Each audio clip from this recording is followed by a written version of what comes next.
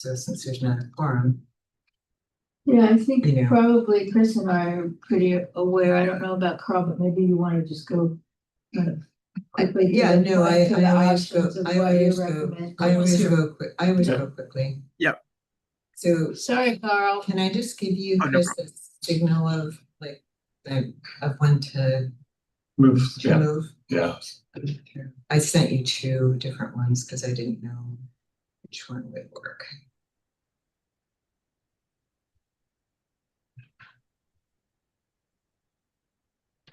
So one of the things that we're considering is the possibility, if we can't save the whole mosaic so far, we've not found a site that we would be able to cut the mosaic into. I'm sorry. What? What about the carousel? I'm going to explain it. It's in the presentation. Got it. Okay, sorry. I spent a lot of I'm time. patient. The carousel doesn't have any money. They've been working on it for 6 years. I'll probably be dead before they have money for it. I shouldn't say that in public. But it's true. I Okay, mean, we need to get this going. We can't. I'll explain it. I explained the last meeting. got it. So one of the things that we didn't want to do, but we thought of as an option is to cut it. So one of the pieces could be the mandalas. So next. And there's a lot, oops, backwards. There's a little, whatever that last slide was. I think it's got cattywampus. So there's a lot of really precious details that could be small, that could be placed, like one by one in a location throughout the city, city buildings, they could be framed and have a QR code or some exclamation that the Salem means peace. That was the whole intention of the mosaic. Next. So the lots of little details, beautiful, they could stand on their own. Next, we have the capacity to cut them. Mosaic included a lot of really marginalized and diverse populations, and that was a key element that we wanted, back in 2010 when it was first done. Next. This was a piece by Anne Kresge and a poem by Pauline Peterson. So a lot of these fragments could be, again, stand-up. Next. So Pauline Peterson wrote a poem specifically for the mosaic. It was read at the legislature and at city council. Next. Miguel Laredo, who has since passed away, an elder, Native American elder, had done Fishing for Words at about 5 different locations.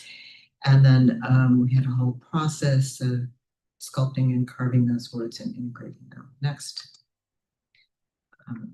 Next. A lot of people were involved. Next. I'm just going to blast through these. Next. Next.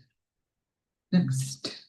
So the building was a 3-story building. We had permission to use it. We didn't know that the YMCA at that point was considering tearing down the building. If we had known that, we would have put the mosaic on panels. Next. So we went through, a process involving so many people. Next. Children. Next. Integrating lots of ideas, doing work at the powwow that we were invited to by Miguel. Next. And then people made artwork at the powwow. Next. Students at North Salem High School also included words that are included, love, hope, equity, believe are all carved into a lot of the larger pieces. Next. It's technical difficulty to do it. Next. Next. So some of the pieces like this could be a piece that could stand alone. It could be framed, it could be removed. We've got the technology to do it. Next. Next.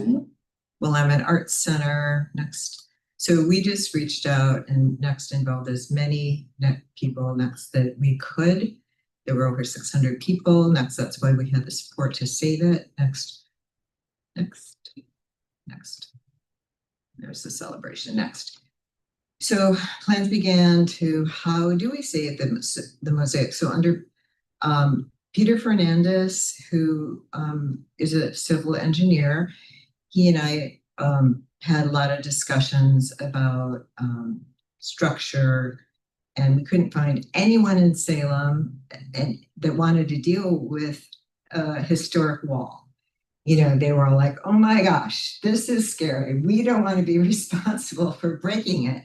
So we found an engineer in Colorado, renowned, next Atkinson Nolan. They worked on Angkor Wat. If you know Angkor Wat, it's a historic site in Laos, I think it's in Laos.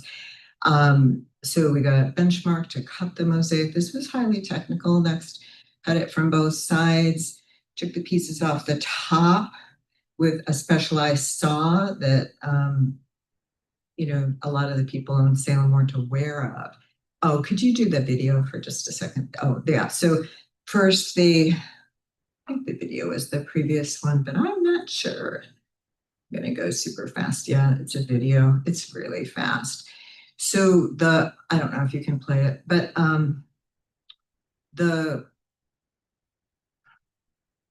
mosaic, it took a lot of skill to demolish the building above the mosaic, and the YMCA was very cooperative on that. Next, it was protected, lifted, and moved to a city shop. Next. This is a panel of the mosaic that we unwrapped after it was moved. That's how many tiles we lost at the move. We know what we're doing. We had excellent mortar. We had an excellent engineer. We were very careful in installing the mosaic with a lot of the different things. So anyway, next. There's just a lot of different pieces. The tree is problematic, but then this is the Native American word, I don't know how to pronounce it, Klahoya. Next. So all the words were like on little river rock stones, and then they were carved. And so the mosaic has a lot of relief. It was designed to be touched. And in 8 years, we had one tiny piece that was like an inch long come off. It was fixed. There was no other, and I think it was just an accident. There was no vandalism, no graffiti. It was respected. It was right downtown. Next. So yeah, ARG said, it's a significant piece of public artwork. So that was really heartwarming that they said that. Next. So carousel, here we go, Susan. Okay, sorry. The carousel agreed to take the mosaic. We were working with AC, let's see, I'm trying to remember, AC&O, Richard Rothberger eventually was working on it. And so they had asked us if we could make the mosaic a little bit bigger to exactly fit the building, which we agreed to. But we've been to a number of different board meetings, and the carousel has, at our last communication, had not yet gotten the estimate for the rest of the building. So I had communicated with the architect, who I kept running into at public events, and he was asking me to contact the carousel because he's slammed with work, and it's going to take him 6 months to even get to finishing the plumbing, the lighting, the details. The city approved the mosaic being there, but it's been 6 years. They haven't even gotten an estimate for the new building. So they've done fundraising, but we let them know about 2 years ago that the board was very eager to get the mosaic installed. And Marie, the director, lovely, said, you have to do what you need to do. And I said, if you guys are able to raise the money, but even if they had the money today, be another 2 years probably before they got the permits and it was built. So we're hoping to do something else. Next. So we looked at a bunch of walls because we understood that for the RFP for the Civic Center, the piece of mosaic was in it. I never heard anything else about it. We looked at this wall. The audience for this wall is traffic. There's not a lot of pedestrian traffic, And the mosaic is designed to be seen from a distance, but also from close up because of all the details. Next.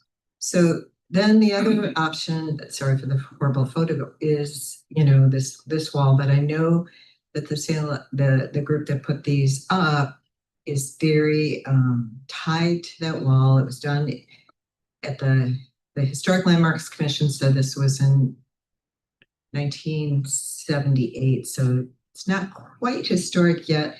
In theory, they could be moved, but we just let them go because people want to keep it there, and this would be a potential site, but it's not an option. Next. Then we also looked at the old Statesman Journal building, which was, and that fell through because there was a $3 million grant from the legislature to renovate, the building and have social service hub there. So there would be more foot traffic, but not a lot of foot traffic there. It's right here. That plan is not moving forward. Right, that's what I'm saying. So I didn't take a picture of it. It's like a dead. So I'm saying we had conversations, we had supported the Y, but to use the wall, but it didn't. So what we've been trying, the wall's really big. So the best place that our board likes is this wall. In theory, it would perfectly fit, 95% of the mosaic, but the easier plan with budget and everything else would be to have the three mandalas mounted on some kind of a base. They could be bolted into the wall, so that in theory they could be removable, and then there could be, in theory, homes, found for some of the other pieces of the mosaic. Next. So this is just another view of the wall. So I think the balance of the three mandalas could work well here. The audience is the same as the Y, which is, Salem's living room, children, families, really diverse representation of the public. So, really that tall. It's about 8 feet tall. Is there another wall that leads to? It is. It's got some. It looks like some structural problems. I was looking for a picture of it. Plus, it has lots of signs on it. It has a bike rack in front of it, and like some other. I can't remember what. Maybe a no parking sign. Just things that would preclude it from being a potential site. So that's kind of it. I just wanted to. Thank you. Kind of share. No, you don't have to. You don't have to apologize. I understand. No, that's a really. So I don't know if you. Investigation. Well, Do you have any estimate on what it would cost and how it would be done if you did do those? I think it's. we would cut them. We would cut them. What is stopping us is we don't want to spend the money we have to have our engineer come up with a plan. We have a contractor who can cut the pieces. The architect would come up with a plan of how they would be mounted, stabilized, and we need his help. So if we don't have like some buy-in, we don't want to spend the money for instance, idea that won't go through. So I guess what would happen is we need to get permission from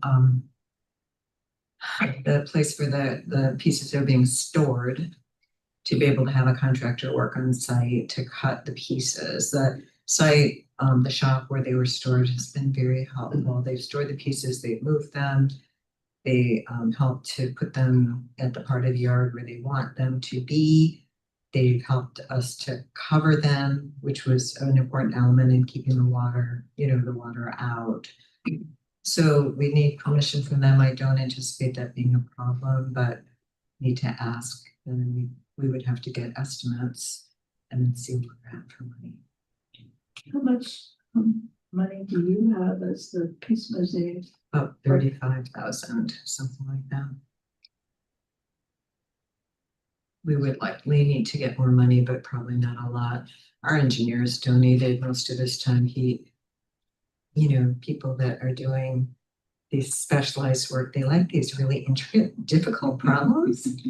And So he's been very kind in not charging us his full rate. Does Peter avail still do? Right. No. Well, Peter, He's a side project, right? Peter came by and looked at it, and he did credit the art engineer for the excellent work, because there was a lot of concern is you demolish a building, a 3-story building on top of Piece of art. a mosaic, and you have to protect it. There was a lot more steps in there. Is it going to be okay? And so when we uncrated, the mosaic, we heard this noise, and I thought, oh my gosh, the tiles are falling off. It wasn't the tiles, it was some of the clay that we had used to protect it, just pieces of dried clay. It was successful. So I don't know. I don't know what the process is with this commission, because I know we talked about reaching out to the carousel because they're the site the city has improved on record. And maybe we don't do that until, because there's no news about the new building that I'm aware of that was approved by the city. It was called the Stables. It was perfect because it was an education center, and it was meant to bring people, children, school groups in to watch the carousel horses being sculpted and painted, and also have what's the word, workshops, art workshops. It would have been fabulous for Riverfront, but The last time I think they were reached out to, I forget who the individual was, the person, maybe you had given us their names, that they said it's going, they're working on it, and it would be in the next couple of years that they would be starting. So it's, that was the last. I don't know if we can reach out. Yeah, I can reach out to her. First of all, She's out. establish that, since the city has already approved it, and then if that's not gonna happen, or not gonna happen quick enough, then we can start to consider. The library, it's a location. Yeah. It's like, will there also be other, it's just the 3 mandalas, will there be other pieces left over to put Right. elsewhere? Like, Yeah. even- like on the show that I had shared, I mentioned some of the little, like the rabbits, and Yeah, there's something that says Shalom, the tiles around Right. it, and so there could be a lot of small pieces that, maybe some Yeah. Peace Plaza somehow that could be integrated. so there's other potential locations, but for smaller pieces. I think we Anyway. probably need to move on, but I think Yes. maybe for next meeting, we can find out more information. Thanks, Thank you. Lynn. Thank you very much. Maybe definitely get an update directly from the carousel about, Yeah. I can reach out to Mary one day or Maria. Right there. Yeah, I appreciate it. It's I'd like to work on it while I'm still healthy. Yeah. Well, we like to do that, to be involved.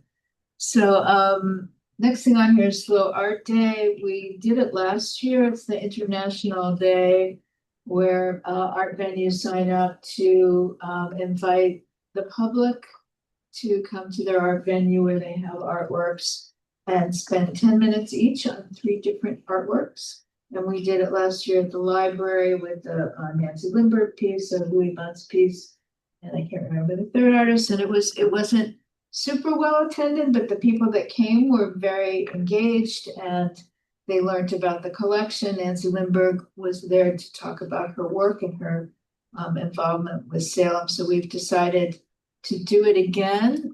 It's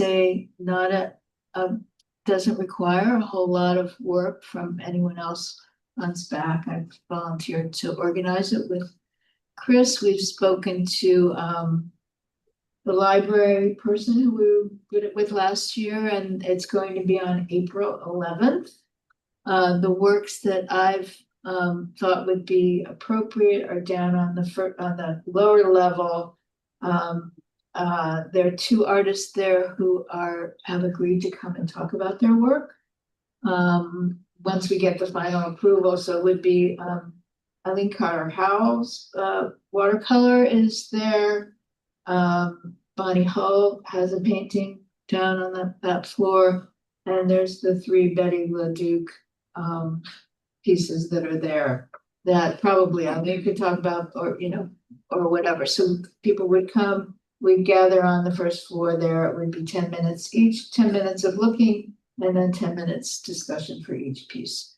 And we will put it out there to the public the way that we did last year. I spoke to Salem on the Edge and Salem Art Association.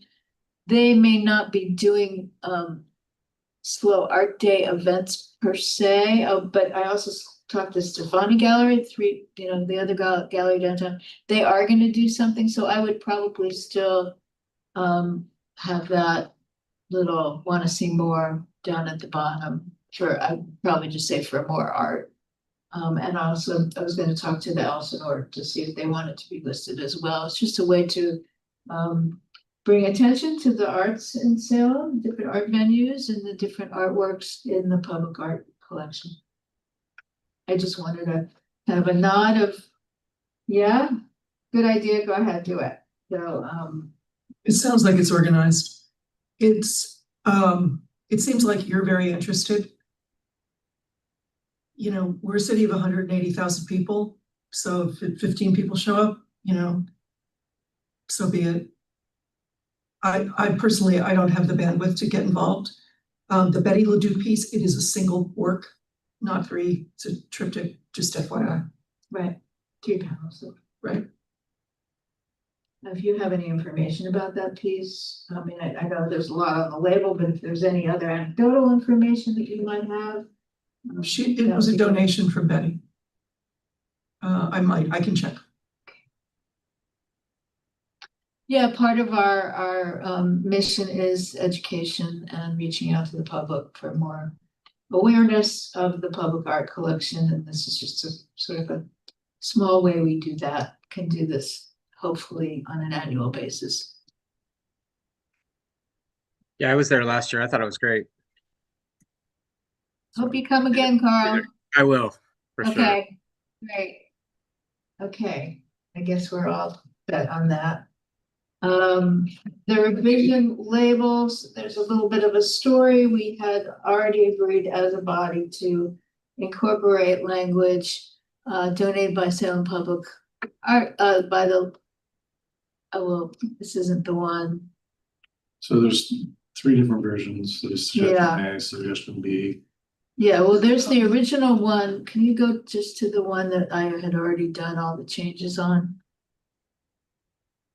So Okay, so this is what we had agreed on. So we were leaving these basically 4 lines of information, the provenance of how it was acquired by the Library Foundation, saying then that it was from their collection, and then going and saying, okay, now it's been donated by the Library Foundation to the city of Salem, and the exact date. It was looked at, proofread by Eileen Carter Howell, who really felt that it should be done a different way. So she proposed a few different ways. We met with her and came up with a compromise. And the compromise was it that one? Yeah, collection purchase. So we still have the provenance that it was with the Public Library Foundation, and then donated to the Salem Public Library Foundation. Donated by, sorry, 2025. And then on the bottom say, okay, now it's in the City of Salem Public Art Collection. So it's a lot of, if it's necessary, this is what we compromised on, but it seemed like a lot of repetition to me. I reached out to Jonathan Bucci at the Hallie Ford Museum because I had seen a label that they had done that was much simpler, where they have where the collection is now. That would be the first thing that you read, the City of Salem Public Art Collection. That's where it is now. Then just donated by the Salem Public Library Foundation 2025. Very, very simple. doesn't have the provenance of how the Library Foundation acquired it. Unless it's gift of. If it's gift of, I think there might be so it would be, gift, where, is there another version that has the gift? That one has the purchase. There wasn't one Yeah. for the gift, but this one. Yeah, so it would be Yeah. gift of, You could keep the gift of and then, yeah, or you could. at the top, it would still be City of Salem. City of Salem Public Art Collection, gift of, Donated by, and then donated by. So it would be just 3 simple lines, even when it's involving a gift. Because all of the other labels in the library are already done where it's the collection name is at the bottom instead of at the top of the list. Eventually, for consistency, they probably should all be changed if we go with that version. That would mean 100 and some odd.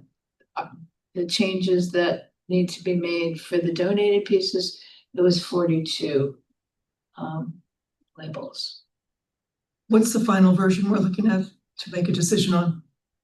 I lost track there. Well, my preference would be to go with the one that Jonathan Bucci recommended. I think Eileen felt that there should be more she hasn't seen this version, but I think she was thinking more to go down to the one that we compromised on. So collection purchase, comma, Salem Public Library Foundation, donated by Salem Public Library Foundation, 2025, City of Salem Public Art Collection. Which seems a lot of redundancy to me. I'm going back to the previous conversation we had when Krista was present. And she and I both argued for more provenance than less content. You're dealing with pieces that are in an unattended space. So it's not a gallery, it's not a museum. There's no one to ask a question of. And I know, sometimes I think it's important to know whether something was an intentional purchase, rather a gift by the artist or a gift by someone who might have been a prominent or a Salem resident. Mm-hmm. So I wrote a piece about the birds at the library, and in the course of researching that piece, I realized that the man who had donated that work of art had a very interesting backstory. He was an amusement ride designer. He had a factory here. There's a street named after him. And I think some of those things are interesting. If the information, let's just say there was a QR code connected to these that would lead you to a meaningful data system, within the city where you could call up an individual work of art with good information, populated with good information. I might feel differently, but I guess I would probably agree with Eileen to not just say City of Salem Public Art Collection donated by the Library Foundation. So I mean, I go would back to wonder, the like, one that we had how did the compromised. Bigler piece get there? That would be my question. And So the one collection purchase, Salem Public Library Foundation, donated by Salem Public Library Foundation, 2025 City of Salem Public Art Collection. Seems a little confusing if you don't understand, like Chris, you were saying, how your response to this of what it would mean if somebody doesn't really understand provenance or whatever. Right. From an outsider looking in, I like the page, the spaces in between that breaks up. Okay, who's the artist? What's the title of the piece? What's the material being used? And then where is it located or how did it get there, being that aspect of it. I would strongly advocate for a City of Salem public art collection, rather than what's been originally put in there was public art collection. Simply because you don't know whose public art it is. So having that designation on that line is a little clearer.